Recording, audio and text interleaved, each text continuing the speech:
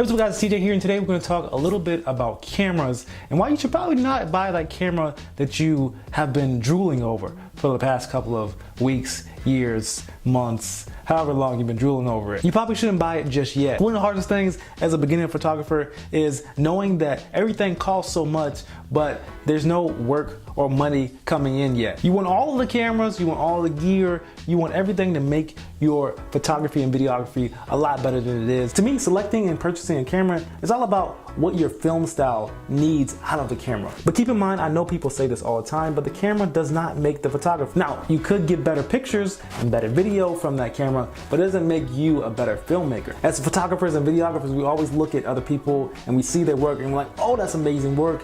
I need to get whatever camera he has. So we dictate what we want to buy off of things that we've seen, the work that we've seen other people do, and our favorite photographers and videographers. We want to be just like them, so why not buy the camera that they have? Well, buying that camera that they have isn't going to make you at the level that they are. What they did was they took the time to understand their craft, understand the do's and don'ts, the things they like in film, things they don't like in film, and the things that they want to portray through their films, and that's what makes them a better filmmaker or videographer or photographer. So just take the time to understand who you are, and then that's going to help you select the correct camera for you. But there's a few reasons why you should probably hang on and just wait for a second. The first reason why you shouldn't buy it yet is because you don't quite know who you are yet. As a filmmaker, as a director, as a photographer, you probably don't know your style. You probably don't know what you want out of filmmaking or videography or photography. So if you don't know that, how can you possibly pick out the right camera for you? The second reason why you probably shouldn't buy that expensive camera yet is because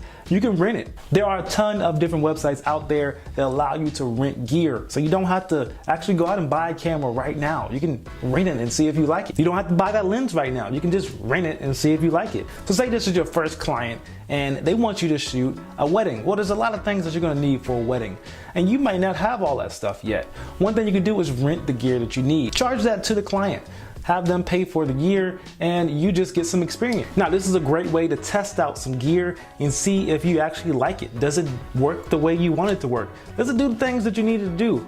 Does it have slow motion? Maybe you're a slow motion guy and you need some slow motion. Maybe you need something that has 60 frames per second at 1080p, and you need to test it out to see if it works. The third reason why you shouldn't buy that gear is because you just can't afford it yet. My first camera was a Canon 7D, and it was about $1,500 at the time when I bought it, and it was a little bit expensive. I didn't have a lot of work going on, but I paid for this camera without having the work coming in to pay me back for the camera. The second camera that I bought was a Canon 70D, and this was good for video, and it served me pretty well. It's not exactly what I want right now, but it does the job. And right now I'm just doing what I can with it. If you can't get the most out of the camera that you do have, you won't get the most out of the camera that you want to buy. One thing about these two cameras is there is a difference. I mean, this one takes good photographs and this one does really good at video. The reason why this one is better at video is because it has continuous autofocus and this one doesn't.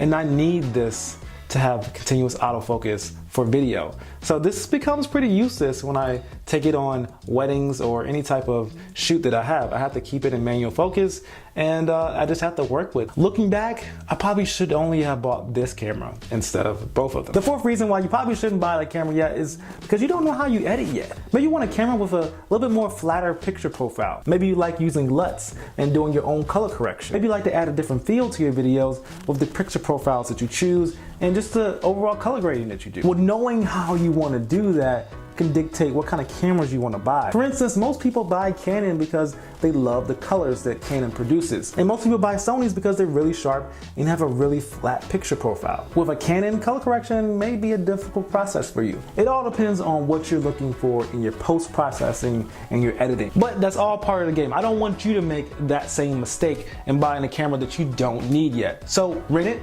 test it out, try it and see if it works for you and your style and the way you take pictures, the way you take video. Maybe you want to do more pictures and maybe you want to do less video. Maybe you need some slow motion and you don't want to buy a camera that doesn't have slow motion if that's what you do. All I'm saying is just keep that in mind. And if you feel like it's time to buy that camera, still don't buy it yet. Just think about it. It's not going anywhere. Rent it out, see if it works, and as soon as you figure out your style, you'll figure out what camera works best for you. See you guys in the next video. Peace.